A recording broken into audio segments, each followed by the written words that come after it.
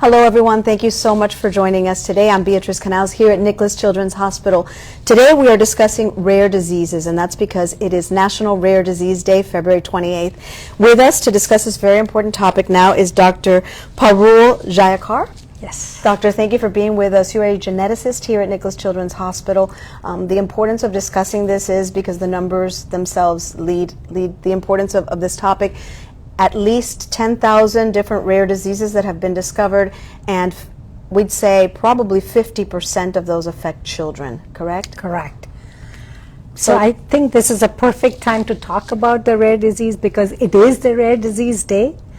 And what is a rare disease, if you ask me, or if anybody wants to know? It was defined by the Rare Orphan Drug Act as affecting people, one in less than 200,000 in the US. So you can see that that's the rare disease. The other thing, the reason this day was founded in 2008 was because rare disease, they want people to know out there the diversity, the difficulty in diagnosis, and what entails the rare disease, the incidence and the prevalence of rare disease in the communities and globally. And therefore, February 28th was designated as Rare Disease Day. And this is a perfect time for me to speak about that because this is something which is very dear to my heart. You're fully dedicated to this. And yes, and I've spent a long time doing this at Nicklaus Children's Hospital. So what can you tell for those joining us who aren't aware and haven't encountered what it is, a rare disease, in a simple way if possible to explain to them? So like you said, globally, there are about 300 million people with rare disease, which is huge. And 90% of them, don't get diagnosed, or there's no specific treatment. And a lot of them affect majority of the kids, and which is what I do. And so I think this is very important. Also in US, there are 10,000 rare diseases with a population of 30 million affected with this.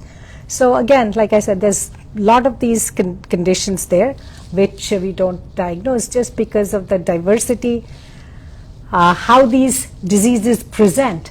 And these diseases can have just simple ailments which may be overlooked as a simple disease, and you won't think of something which is rare.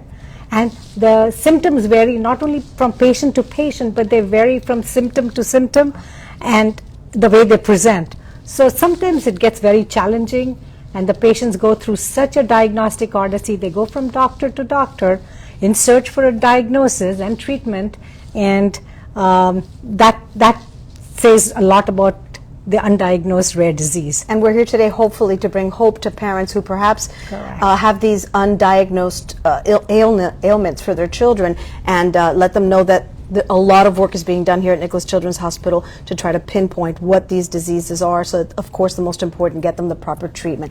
Doctor, talk to me about the work being done here at Nicklaus Children's Hospital. So this is very encouraging now. Like I always say to my patients, what I don't know today, what I can't treat today, I'll be able to do it tomorrow. So don't give up hope and don't forget me.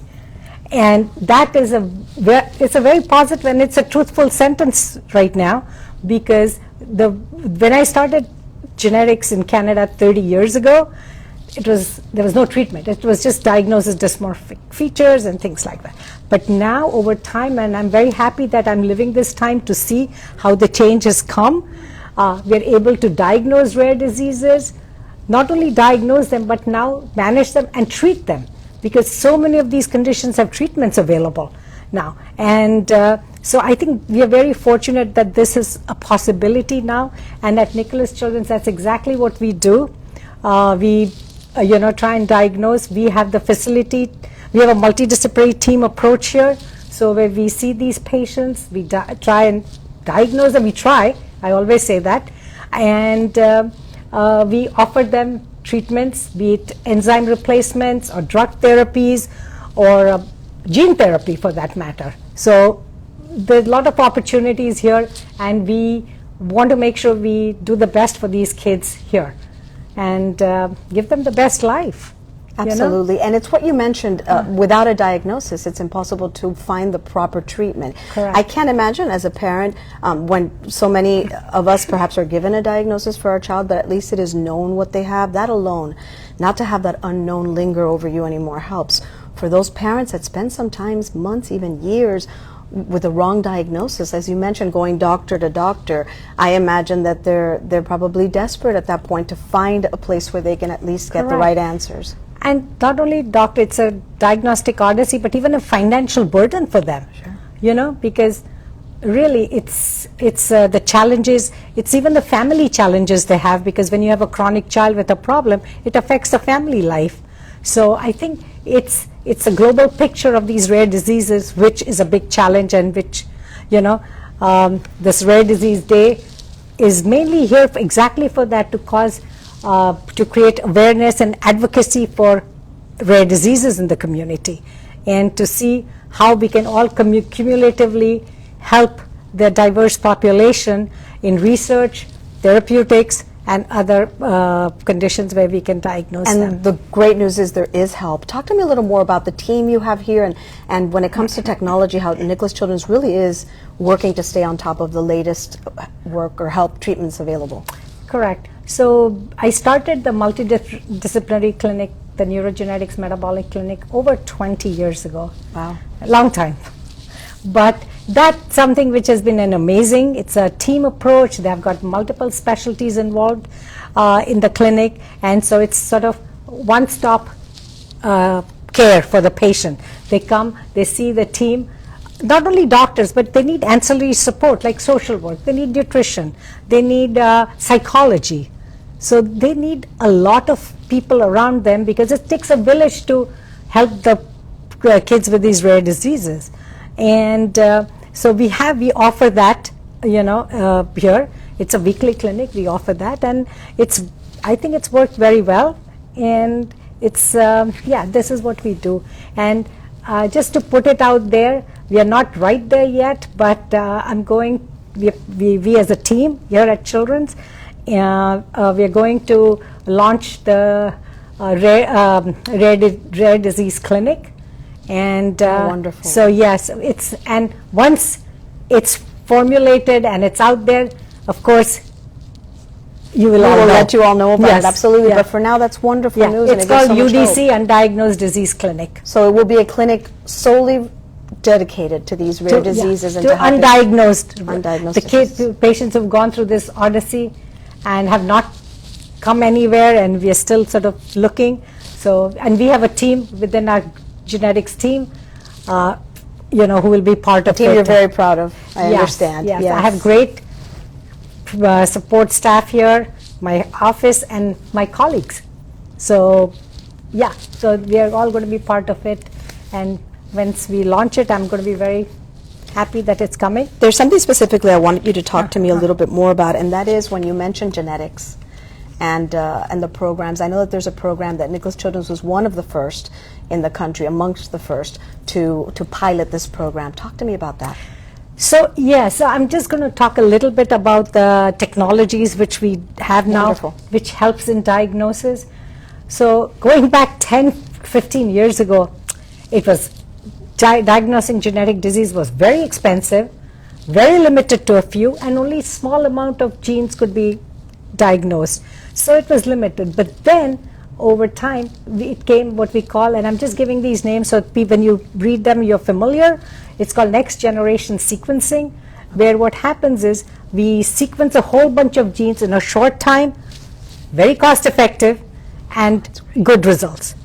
And the way this is done, and I think it's important to understand why I'm saying this, is that in our whole genome, we have areas in the genome which code for specific proteins. Okay, and these protein coding regions are called exons, EXON, and we have 180,000 exons. So we can use that technology. When you add all these exons together, it's called exome, EXOME.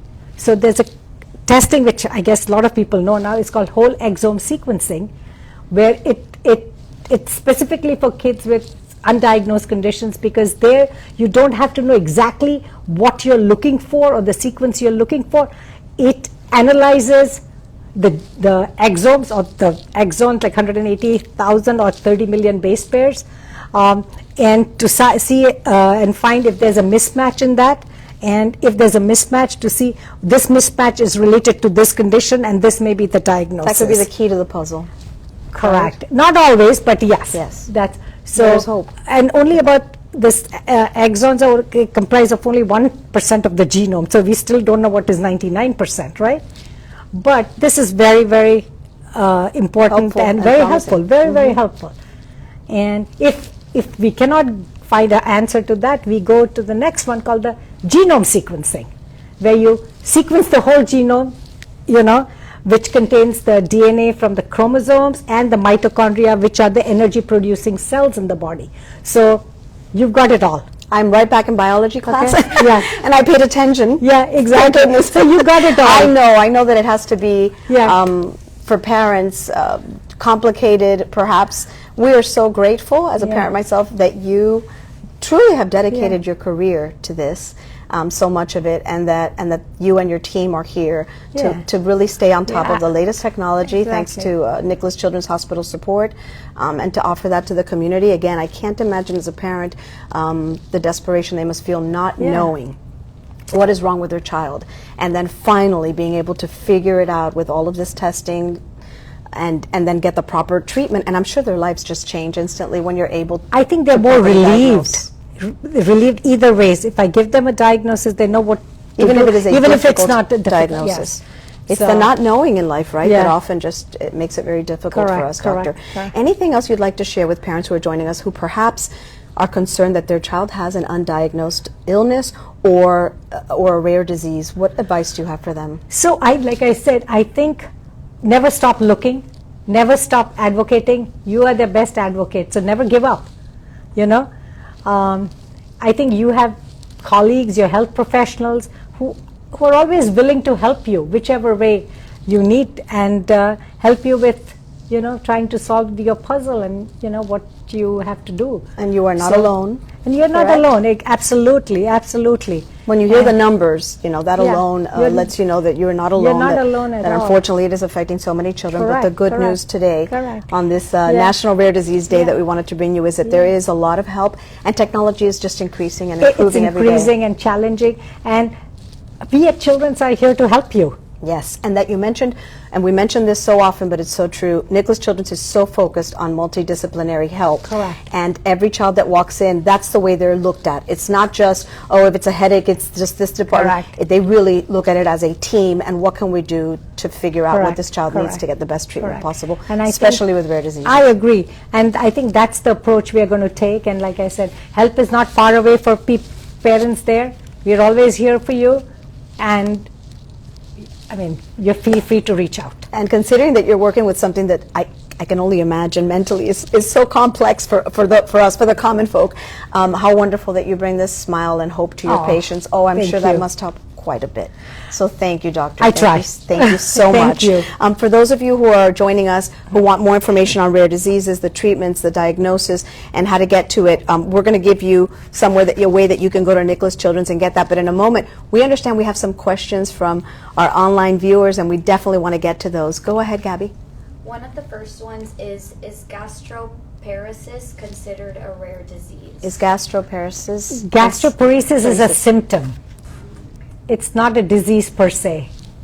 So can be a symptom of a disease, and there could be several things causing not just gastroparesis, the symptoms surrounding why there is and what else is going on. So don't see that as a diagnosis, that is a symptom, and you Symptom. need to go deeper into Correct. more testing. Yeah. Any other questions? Yes, one of the other ones is how has coronavirus affected the rare disease spectrum? So generally what happens is when I see corona or any other viruses, like I said, if you have a mitochondria, which are the energy producing cells in all our body, those are dormant in that sense unless there's a change. But with any viral infection, if you have the predisposition or you have the gene for that, it can trigger a stimulation or whatever you call it, and the underlying disease can flare up. it's not just coronavirus, COVID, or anything. It can happen with any other viruses as well. I've seen it before. And again, this is something, it's not very common, it's rare, and it can happen. But corona itself, specifically related to rare disease, I have not seen directly A direct correlated. correlation. Yes. Any other questions, ladies? Okay, well, Doctor, thank you so much. Oh, my pleasure. Thank you for answering those added questions as well. And again, if you have any more questions or if you missed any portion of this and would like more information here from Nicklaus Children's, go on to nicholaschildrens.org/programs/rare-diseases. Again, that's nicholaschildrens.org/rare-diseases, and we'll put that up for you so that you can have that in case you need any more information. Thank you again for joining us. As always, we invite you to join us all across our social media platforms, and we thank you for being with us. Take care and stay healthy. And thank you very much. Thank you, Doctor. Thank you.